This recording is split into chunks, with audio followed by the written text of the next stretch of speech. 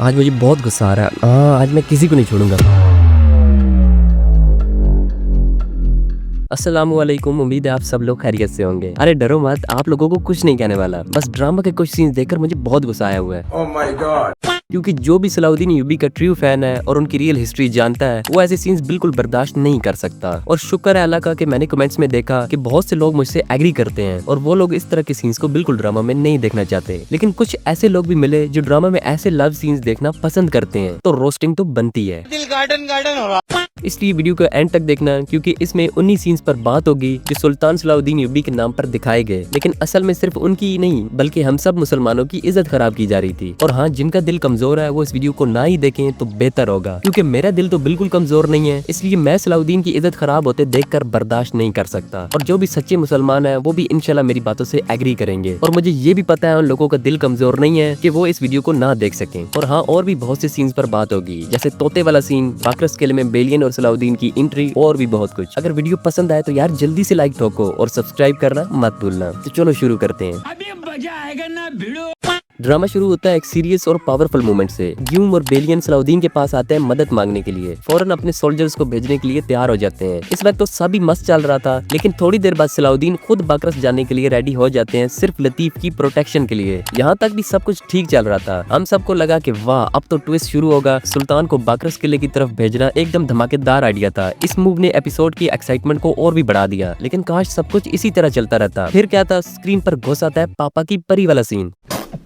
और मैं सोच रहा था यार, सलाउद्दीन के साथ इनकी क्या दुश्मनी है, क्या जुर्म किया हमारे सुल्तान ने जो उनकी कहानी में ऐसे क्रिंज सीन डाल दिए। क्योंकि एक सीन में शामसा मैडम दूध पीती बच्ची बन जाती हैं और सलाउद्दीन को इनके हाथ पकड़कर इनकी प्रोटेक्शन करनी पड़ती है। और मजे की बात यह है, बात सिर्फ यहीं खत्म नहीं होती। मैडम को घोड़े से उतारने के लिए भी सलाउद्दीन की जरूरत पड़ जाती है। माशाल्लाह, पापा की परी। अब मुझे समझ नहीं आ रहा मैं अपना गुस्सा किस पर निकालूं। अब इनकी अकल का अंदाजा लगाओ आप लोग। एपिसोड 12 में वही शामसा मैडम खुद ही घोड़े पर चढ़ जाती हैं और खुद ही घोड़े से उतर भी जाती हैं। लेकिन एपिसोड 14 में शामसा को अचानक याद आता है कि मैं तो पापा की परी हूँ। मुझे तो सलाउद्दीन नहीं उतारेगा तो एपिसोड कंप्लीट ही नहीं होगा। अच्छा। हाँ, मुझे भी पता है आप सब लोग हैरान हो और मैं आपसे ज्यादा हैरान हूँ। और अब कुछ लोग ये भी कह सकते हैं कि एपिसोड 12 में भी शामसा को किसी ने घोड़े से उतारा होगा, बस वो सीन नहीं दिखाएगा। तो अगर कोई ये सोच रहा है और मेरे खिलाफ कमेंट लिखने वाला है, तो मैं आपको बता दूं आपका दिमाग खराब हो गया है। अच्छा। क्योंकि जब सलाउद्दीन ने शामसा को घोड़े से उतारा था तो शामसा और सलाउद्दीन दोनों की बातें जो वो कर रहे थे उससे साफ साफ पता चल रहा था कि शामसा ने पहली बार ही कहा है कि मुझे घोड़े से उतारा जाए, और सलाउद्दीन का रिएक्शन भी सब बता रहा था। बात तो सही है। अभी जिन लोगों की बात कर रहा था ये तो फिर बहुत दूर है। अभी तो इनसे भी ऊपर लेवल के लोग आपने देखे ही कहाँ हैं। अब कुछ ऐसे नेक्स्ट लेवल और जाहिल लोग जो कहते हैं पुरानी सोचों से निकलो, ये तुर्की का ड्रामा है, इसमें लव स्टोरी ना हो तो ड्रामा देखता ही कोई नहीं है। कोई सेंस है इस बात की? अब आप इनकी सोच का अंदाजा लगाओ। अगर इन लोगों को इतना ही शौक है लव स्टोरियां देखने का, तो हजारों पाकिस्तानी ड्रामे और हजारों तुर्की ड्रामे आपको लव स्टोरी के साथ मिल जाएंगे। इवन तुर्की के ड्रामे तो लव स्टोरी से भी आगे निकल चुके हैं। इतना शौक है तो वो जाकर एंजॉय करो। अब इसका ये मतलब नहीं कि मैं आपको ऐसे रोमांटिक ड्रामा सजेस्ट कर रहा हूँ, बल्कि मैं इनके खिलाफ ही हूँ। लेकिन कुछ लोग चाहते हैं कि सलाउद्दीन के ड्रामा में ऐसी लव स्टोरी डाल दी जाए, क्योंकि वो ड्रामा में लव सीन्स देखकर अपनी लव स्टोरियां इमेजिन करते हैं भूसा भरे दिमागों में। समझ रहे हो? देखो, मैं लव के खिलाफ नहीं हूँ। लव एक नेचुरल फीलिंग है जो अल्लाह ने हमारे अंदर डाली है। मुझे भी किसी से लव हो सकता है, आपको भी किसी से लव हो सकता है। अगर ये लोग ड्रामा में इस तरह दिखाते कि शामसा सलाउद्दीन से लव करती है, लेकिन सलाउद्दीन उसकी बहुत इज्जत करते हैं और इज्जत की निगाह से देखते हैं, तो अगर ये लोग ड्रामा में लव को इस तरह ऐड करते तो मुझे क्या, किसी को भी मसला ना होता। क्या बात है सर, क्या बात है सर। खैर, मैंने तो कहा इन लोगों के दिमाग में भूसा भरा है, लेकिन अगर आज ऐसा हो जाता कि नूरुद्दीन साहब और सुल्तान सलाउद्दीन जिंदा होकर कब्र से निकल आते, तो वो इन लोगों को जाहिल, भूसा भरा और इससे भी बढ़कर बातें बोलते जो मैंने तो बोली ही नहीं है। क्योंकि वो दोनों सुल्तान थे और उन्होंने अपनी पूरी जिंदगी इस्लाम के लिए वक्फ कर दी। अगर वो इन लोगों के कमेंट्स देखते तो मुझसे ज्यादा तो वो इनकी रोस्टिंग करते। बात तो सही है। क्योंकि उन्हें तो हर वक्त इन मुसलमानों की फिक्र थी, इस्लाम की फिक्र थी। उस सलाउद्दीन के पास तो मुस्कुराने का टाइम भी नहीं था। वो सलाउद्दीन लड़कियों को घोड़े से उतारने में टाइम वेस्ट कहाँ कर सकते थे। एक नॉन मुस्लिम सीरीज में ये सीन देखेगा तो ऑफ कोर्स वो यही सोचेगा कि शायद सलाउद्दीन ऐसे थे जो शामसा और सुरैया के पीछे पागल थे। मैं गाली नहीं दे सकता। मैं दोबारा कह रहा हूँ, लव से मुझे कोई मसला नहीं। मसला सिर्फ उन सीन से है जब सलाउद्दीन शामसा को टच करते थे। और एक और मजे की बात बताऊं, कोई गैर मुस्लिम भी अगर सीरीज या मूवी बनाता है सलाउद्दीन पर तो रिस्पेक्ट शो करता है। जैसे किंगडम ऑफ हेवन मूवी देख लो। लेकिन हमारे मुसलमान हमारी इज्जत खुद खराब करने में लगे हुए हैं। देखो, सीरीज में कुछ बहुत बेहतरीन सीन्स भी थे, बट जहाँ गलत सीन होगा हम उसे गलत ही कहेंगे, और जहाँ अच्छा सीन होगा तो हम उसे अच्छा ही कहेंगे। That's it. अब अगले सीन में जिक्र होता है एक डेंजरस विलन का, रेनाल्ड द चातिलियन। लेकिन भाई ड्रामा की उर्दू डब में इसका नेम सुनकर मेरी तो हालत खराब हो गई। खैर छोड़ो प्रोनाउंसिएशन को, बात करते हैं असली बंदे की। आप में से कई लोग ऑलरेडी जानते होंगे कि ये कौन था, लेकिन अंदर की बहुत सी हिस्ट्री आप लोग नहीं जानते होंगे, इसलिए हिस्ट्री बताना जरूरी है। और फिक्र ना करो, मैं कोई स्टोरी स्पॉइल नहीं करूंगा। अच्छा।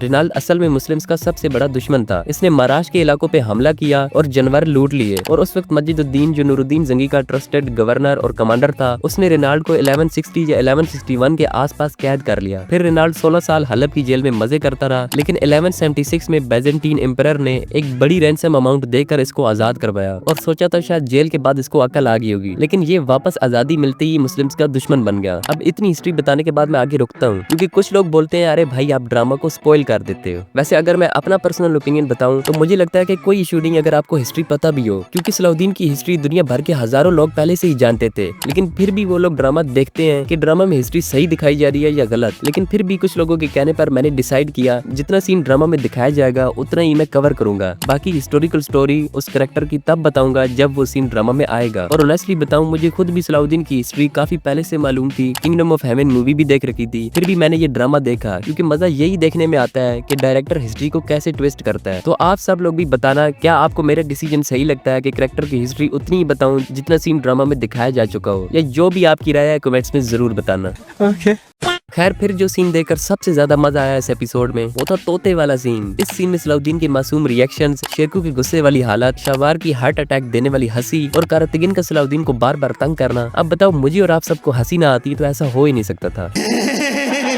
शेरकू साहब अपने गुस्से पर कंट्रोल ही नहीं कर पाए और बेचारे तोते को उड़ा डाला। और बाद में ये सुनकर मैं भी हैरान हो गया कि चाचू शेरकू ने कहा अब इस तोते को पकाकर मेरे लिए लाया जाए, और वो खा भी गए। और फिर आप सबको पता है आगे क्या हुआ।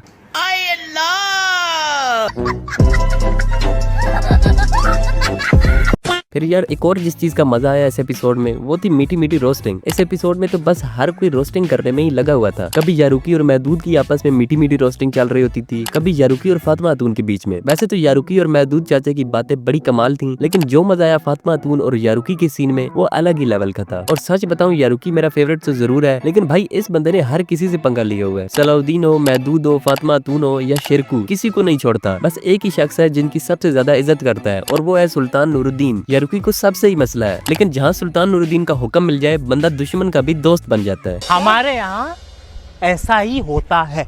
फिर यार आप चलते हैं बाकरस किले वाले सीन की तरफ। सीन में सब कुछ नॉर्मल ही चल रहा था, जैसे बेलियन और ग्यूम का इज्जत से किले में दाखिल होना। लेकिन जैसे ही बेलियन को खबर मिलती है कि उसका भाई मर चुका है, उस वक्त मुझे भी बुरा लगा और बेलियन भी सुनकर बहुत परेशान था। लेकिन अब वो अपने दुख का इजहार दुश्मनों के सामने तो कर नहीं सकता था। एक और बात भी बेलियन को परेशान कर रही थी कि जब बेलियन ने इबलिन पर हुकूमत करने से इनकार कर दिया था और अपने भाई को अकेला छोड़ आया था, तो अब जाहिर सी बात है कोई न कोई तो हुक्मरान बनना ही था। और अब किंग अमाल्रिक रेनाल्ड द चातिलियन को इबलिन का हुक्मरान बनाने का सोच रहे हैं। अब इससे बड़ी बेचैनी की वजह क्या हो सकती है? वो बंदा सिर्फ मुस्लिम्स के लिए नहीं बल्कि सलेबियों के लिए भी खुद एक बड़ा खतरा है। और बेलियन को भी पता है अगर वो हुक्मरान बन गया तो सब कुछ बर्बाद हो जाएगा। तो अब जाहिर बात है बेलियन ये सब कभी बर्दाश्त नहीं कर पाएगा। तो अब लगता है कि वक्त आ रहा है कि बेलियन इबलिन पर हुकूमत करने के लिए राजी हो जाएगा, और होना भी चाहिए, क्योंकि इबलिन सिर्फ बेलियन का है और बेलियन जैसा अच्छा लीडर ही इबलिन डिजर्व करता है। अब देखते हैं बेलियन इबलिन को कैसे वापस लेता है। अच्छा।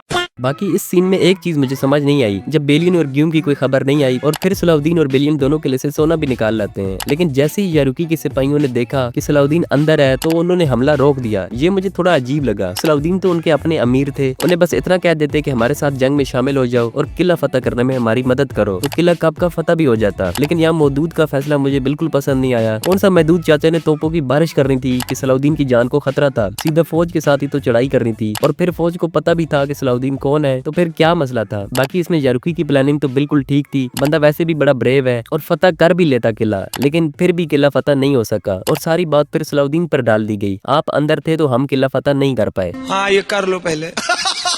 अच्छा लास्ट में मैं सलाउद्दीन और करातगिन की बात करना चाहता हूँ, क्योंकि मेरी एक सब्सक्राइबर ने शिकायत की थी कि आपने करातगिन के कुछ सीन्स पर बात नहीं की थी पिछले रिव्यू में। तो मैंने उनसे कहा था चलो मैं अगले रिव्यू में बात कर लूंगा। तो असल में वो सीन की बात कर रही थी कि जिसमें सलाउद्दीन खाका बनवा रहे होते हैं, तो उस वक्त करातगिन जो है उनके बाल सेट करना शुरू कर देता है और उनके कपड़े भी सेट करने लग जाता है। तो अब इधर से पता चलता है कि करातगिन सलाउद्दीन की कितनी केयर करता है। और मानो ना मानो मुझे ऐसा लगता है अगर करातगिन की बीवी होती तो वो उसे भी इतनी प्रेफरेंस ना देता जितनी वो सलाउद्दीन को देता है। और सच बोलूं मुझे तो सीजन 2 वाले करातगिन ने हैरान कर दिया, क्योंकि मैंने सीजन 1 देखा ही नहीं हुआ था और मुझे पता नहीं था कि कारतगीन सलाउद्दीन के इतने खिलाफ था। लेकिन अब मैं रिव्यू बना रहा था सीजन 1 के, तो मैं साथ साथ ड्रामा देख रहा था। तो जब भी कारतगीन को सीजन 1 में देखा तो मैं हैरान हो गया, यार ये बंदा तो बहुत चेंज हो गया। ये बात तो है कि सीजन 1 वाला कारतगीन भी बहुत फनी था, लेकिन जो सीजन 2 वाला कारतगीन है ना, वो नेक्स्ट लेवल है, क्योंकि वो फनी तो है ही है, लेकिन साथ में सलाउद्दीन की भी बहुत केयर करता है। खैर उस सीन में तो कारतगीन ने वाकई सबको बहुत हंसाया, लेकिन सलाउद्दीन परेशान हो गए, क्योंकि हमारे सलाउद्दीन है सिंपल से, और भाई उनको नहीं फिक्र उनके बाल बुरे लग रहे हैं या अच्छे, या उनके कपड़े सेट हैं या नहीं। लेकिन हमारा कारतगीन बिल्कुल नहीं चाहता था कि हमारे सलाउद्दीन आके में अगली लगे, बल्कि कारतगीन भी मेरी तरह चाहता है कि सलाउद्दीन को अच्छे अंदाज में पेश किया जाए। मतलब कारतगीन चाहता था कि सलाउद्दीन हैंडसम लगे, और इधर मैं चाहता हूँ कि सलाउद्दीन इज्जतदार शख्स लगे। तो देखो कारतगीन और मेरी सोच मिलती जुलती है, हम दोनों बिल्कुल भी बर्दाश्त नहीं कर सकते कि कोई सलाउद्दीन की इज्जत को खराब करे। क्या सोच है रे तेरी। खैर यही था आज की इस वीडियो के लिए। अगर वीडियो पसंद आई तो लाइक और सब्सक्राइब करना मत भूलना। मैं कोशिश करता हूँ कि जो मेन सीन्स होते हैं उन पर ही बात करूँ, क्योंकि अगर हर सीन कवर करने लग जाऊँ तो रिव्यू भी 2 घंटे का बन जाएगा, और एक तो मेरी तबीयत भी आज सही नहीं है। बाकी हाँ, दुआओं में याद रखना। मिलते हैं किसी नेक्स्ट वीडियो के अंदर। अल्लाह हाफिज।